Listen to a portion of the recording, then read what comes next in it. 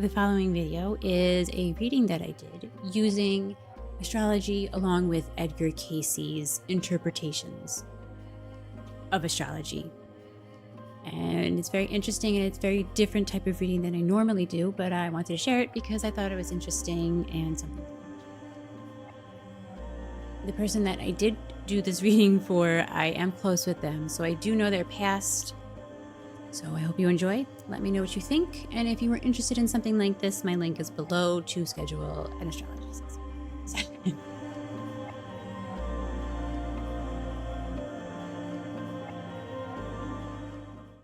This is your birth chart. And this is the report. I will send you the full report. These are notes that I've taken from the report. Edgar Cayce uses the aspects within the birth chart to look at the past lives, personality traits, strengths, and career, and challenges as well. So I'm having your birth chart over here to compare what he's saying to your chart, also using astrology of modern astrology. Sun and Uranus are in a square. That's a tension between the sun, your ego, and Uranus.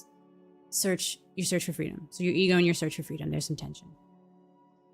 Past life influences, and again, this also could be influences this life as well. Uranian soul. Conventional, religious, strong mental ability, psychic, mystical tendencies. I would say, especially with your sun being in Aquarius, Uranus does rule the Aquarius. So you have those rebellious tendencies, unconventional in your approach to life and how you view things. Atlantean influence is freedom through action, highly valued, resilience through hardships. Possible past roles, Civil War spy, member of Israel's lost tribes, Atlantean settler in Egypt. Personality traits: affable yet impulsive in decisions and associations. Eccentric, unique, sometimes misunderstood, and it can appear abrupt or rude. And I feel that would be the abruptness from that sun in Aquarius with the square to the planet that rules Aquarius, the sign of Aquarius. Your natal Uranus is in Scorpio as well. Those impulsive decisions appearing rude or abrupt is Uranus, that abruption, sudden speaking out, speaking the mind, in the Aquarius, looking at life from a very different perspective and people not understanding your perspective of how you see things. Strong psychic esoteric interests drawn to mystical subjects. Potential strengths in careers: mathematics, computer science, writing, history, new age, political science, political or social action, teacher, advanced student in esoteric sciences, astrology, numerology, symbology, and ability to awaken others spiritually, emphasizing oneness with the creative force. I would say with the careers as well, your career could be also your strengths in life and maybe how you apply them. Because a lot of times with Aquarius sun, it's not one career that they have that is like the cookie cutter career that normal people have. Sometimes, not all the time, but sometimes. So you could be good at history, writing, mathematics, computer sciences, and create your own type of career, your own path. Challenges and guidance. Impulsiveness can cause disruptions and broken friendships. Hardships can be stepping stones or stumbling blocks depending on your approach. So how you look at the hardships is how the outcome is, meaning hardships can either break you down and you stay in the depths of the darkness forever, or you can learn from them and rise higher from them. Rising higher from them is the best approach. Consistent work with ideals, prayer, and meditation is essential to ground yourself, to not have those outbursts, to keep your mental agility and mind more grounded. And the impulsiveness and disruptions in life as well. Moon, Venus conjunct. Moon is your personal life and Venus is your love nature in your chart. They are in Aries in the 9th house. Moon is at 5 degrees and Aries is at 10 degrees. This is artistic, romantic, social qualities, past life, in between life experiences. That could mean in between past life and current life. Socially, and also the current life, likely socially active, involved in the arts. And the arts could be anything: drawing, writing, reading. Arts can be anything that's something that's creative. Experience in Venus dimension, bringing charm, attractiveness, and a pleasing personality. Personality traits: strong earthly sensuality, intense emotional and physical desires. Natural inclination towards love, beauty, and artistic expression. And again, this creative and artistic expression doesn't have to just be painting. It could be anything where you are creative. You put your creative heart and soul into it. Challenges and guidance. Desire needs to balance to avoid overindulgence. So finding balance in what you do, something that you are creative with, finding the balance between overdoing it, becoming overly perhaps obsessed with it, and balancing that out. And that could be in many, many aspects of life. Spiritualized relationships by setting and maintaining high moral standards. I would say with this one, the moon, your emotions, Venus, your love nature, and your personal life. Find the balance between the relationships and love, or just love relationships, just relationships in general. There's a balance between overdoing things and having a healthy boundaries between. Also, because it's in your 9th house, the sun and the moon, it's the philosophies. Having the balance between the philosophies, not overdoing or going to the extremes on the philosophies and beliefs. Mercury, Neptune are an inharmonious aspect to each other. Tension between your mental life, Mercury, and your spiritual aspirations. So Mercury is in the 8th house of Pisces, and Neptune it's in a square to Neptune in Sagittarius in your 5th house. I would say freedom of the mind.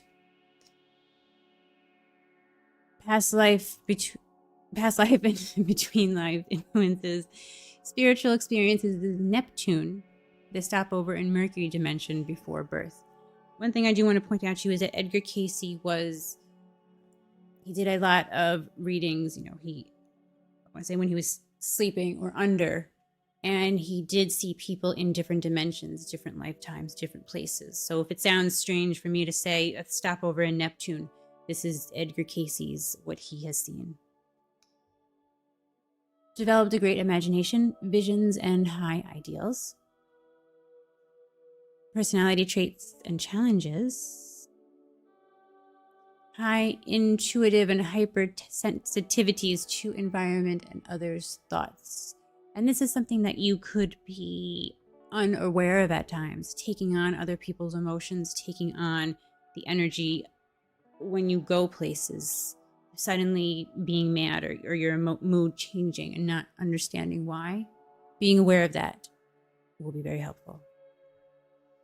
Maybe dreamy, visionary, spaced out, imaginative, mystical, and spiritually tolerant. Easily influenced by others, requires discernment and honesty to avoid deception or scheming. Because of Mercury and Neptune Your words could your words could be very dreamy. They in the tension there could be this way of, I don't want to say being false to people, but you have a way of saying things to people, have them believe whatever it is you are saying. So being aware of that, to not use that as manipulation, is something to be aware of. You can keep secrets and must avoid secretiveness used in manipulation. And that goes along with what I just said about the Mercury Neptune.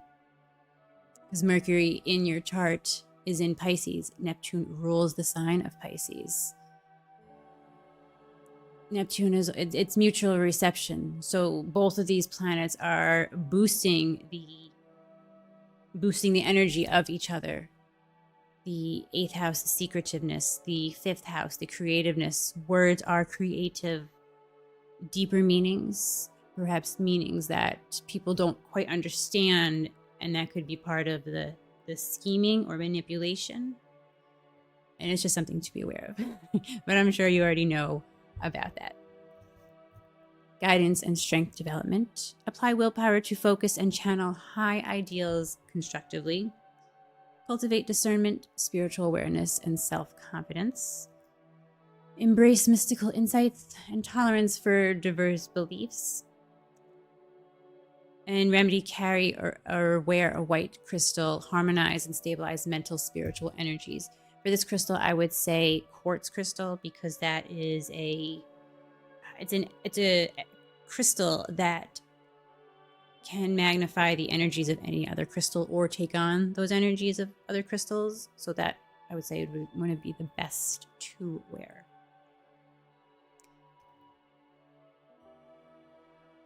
Mars, Jupiter conjunction. This combines your energy of your Mars, your values, and Jupiter. Mars, your energy, and Jupiter, your values. So Mars and Jupiter are both in Virgo, in your 2nd house. Past life, in between lives, possible past roles: British Roman leader, Persian Egyptian governor, diplomat, counselor, or healer. Counselor and healer, I would say, is something to pay attention to in this lifetime as well, especially with Mercury in Pisces in the 8th house, the moon in 9th house in Aries, and Neptune in Sagittarius. Healing through the words, and especially Chiron here on the midheaven of Taurus. Bringing the healing into the physical. Using the pains of the past to help heal people through your words, showing them through your creativity. Developed ability to calm others in extreme emotional states. Kind of what I just covered especially with Chiron. Personality traits and your strength: energetic, proud, candid, and never lazy. Strong leadership and influence over groups. Can soothe, stabilize others. Impulsive tendencies and rashness at times. High nervous energy. Impulsiveness. Mars. I would say Mars next to that Jupiter, expanding the impulsiveness, expanding whatever the energies that you're feeling, it's expanding them. Expanding the values. And at times that could be causing high tension and stress. You do have the ability to stay calm under stress, especially with Saturn here also in Virgo. It is Jupiter and Saturn will feed off of each other, expanding the energy, expanding the tension, but yet Saturn is there to help neutralize that, able to constructively use that energy. Challenges and guidance. Impulsiveness and desire to have one's own way may hinder spiritual growth. I'm laughing because just your chart does reflect a lot of this. Must align actions with higher spiritual ideals. Self-discipline is crucial. Regular reflection on motives, feeling, and actions in comparison with ideals. Practical guidance, advice, and remedial practices. Use affirmations, prayer, self-hypnosis to reinforce self-discipline. And then they also give example affirmations. Seek guidance to act constructively, avoid recklessness, and respect moral and peaceful living. Saturn, Uranus in a harmonious aspect to each other. It integrates the Saturn, your obligations, and Uranus, your search for freedom. So Uranus is in Saturn, in Virgo in the second house. Uranus is in Scorpio in the fourth house. This is in a sextile to each other. Experiences Uranus and Saturn in ancient Atlantis. Pioneering, innovative. Able to introduce new age, unconventional ideas to traditional contexts. Personality traits and strengths. Self-reliant, determined, capable of independent thinking. Skilled at applying spiritual practices to relationships and leadership. The words you use, you value valuing the individuality, valuing the ideas of others, respecting the ideas of others, blending the ideas of others into make new pathways. Career and life applications, suited for pioneering leadership's roles, especially in scientific, social, religious, humanitarian, political work, electronic communications, parapsychology, esoteric sciences. Changes and challenges often arise from opportunities to enlighten others, not personal shortcomings. Let me read that again. Changes and challenges often arise from opportunities to enlighten others, not personal shortcomings.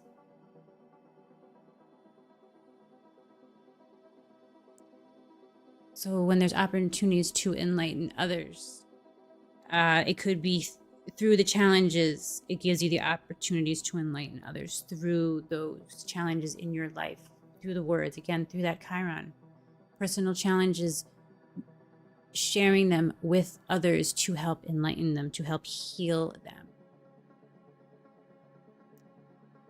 Guidance used in initiative and determination to improve status quo, guide others towards accepting new approaches, and embrace opportunities to innovate while respecting traditions and others.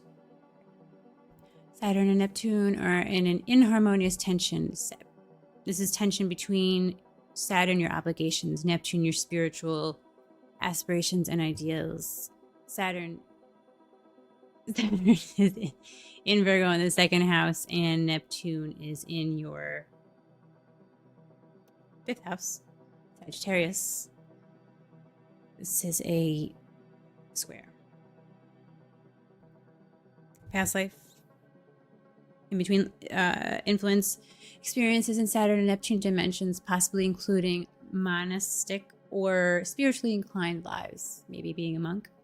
Strong tendencies towards introspection, mysticism, and visionary pursuits. Personality traits and your challenges. Contradictory tendencies, balancing material responsibility versus spiritual letting go. Risk of escapism, self-delusion, obsessive behavior, and spirituality is not grounded. Deep-seated fears of loneliness, isolation, and rejection from past life patterns. Opportunities to confront deception, treachery, and karmic challenges. Saturn, your values, your obligations in Edgar Cayce's Neptune, and that is in Virgo in the second house. Neptune in Sagittarius in the fifth house. Balancing wanting the freedom versus the values, the responsibilities versus your values. Guidance and life application. Apply free will consciously to balance ambition, responsibility, and spiritual ideals. Actively project love, understanding, and empathy to correct past imbalances. Set firm, stable spiritual ideals to navigate midlife changes and reoccurring challenges. Set boundaries. Don't get lost in the illusions, especially with that Neptune. Use prayer and affirmations to strengthen guidance, willpower, and soul purpose. Now, this next part is looking at your sun and your moon. and the decadence. What these are is they come from traditional Vedic astrology technique. They look at the position of your sidereal sun and moon within each zodiac sign. It's divided into 3 equal parts called decadence. Each decadent is associated with a ruling planet. These positions are thought to reveal past life influences, the realms or experiences your soul has traveled through between lifetimes. When your sun, moon, and moon fall in the same planet ruled decadent, only the sun's placement is considered because it already represents its influence. This is also used in Western astrology, which they also use. So they look at this in tropical and sidereal. So for tropical, your moon is in Aries. Past life decadence is saying that likely lived in ancient Palestine, connected with tribal nomads, Hebrews. Past roles, powerful leader, follower under strong leadership. Experience in large family, tribal structures, admiration for winners, and structured authority. The Mars influence here, because Mars rules Aries. Material energy, drive, and competitive instincts. Personality, traits, and strengths. Determined, once convinced of a direction, a natural leader. Drawn to physical pursuits, competition, and career excellence. Subconscious urges towards assertive action and leadership. And I would also say that your Leo ascendant is also showing that of the leader qualities. Life themes and guidance. Apply willpower constructively in leadership, physical endeavors, and competitive activities. Balance assertiveness with competition and discernment. Sidereal sun. In sidereal astrology, the moon is in Pisces. Past life between lives, likely connected to early Christian period, Galilee, Dead Sea essences, and early church experiences. Possible past roles, monk, nun, celibate, religious, devotee, involvement in spiritual communities. May have lived in Roman culture with societal military focus. Personality traits and strengths, highly compassionate, intuitive, sensitive to spiritual matters, drawn to mystical religious practices, strong sense of expectancy and mystery, ability to suppress personal desires for communal or spiritual ideals.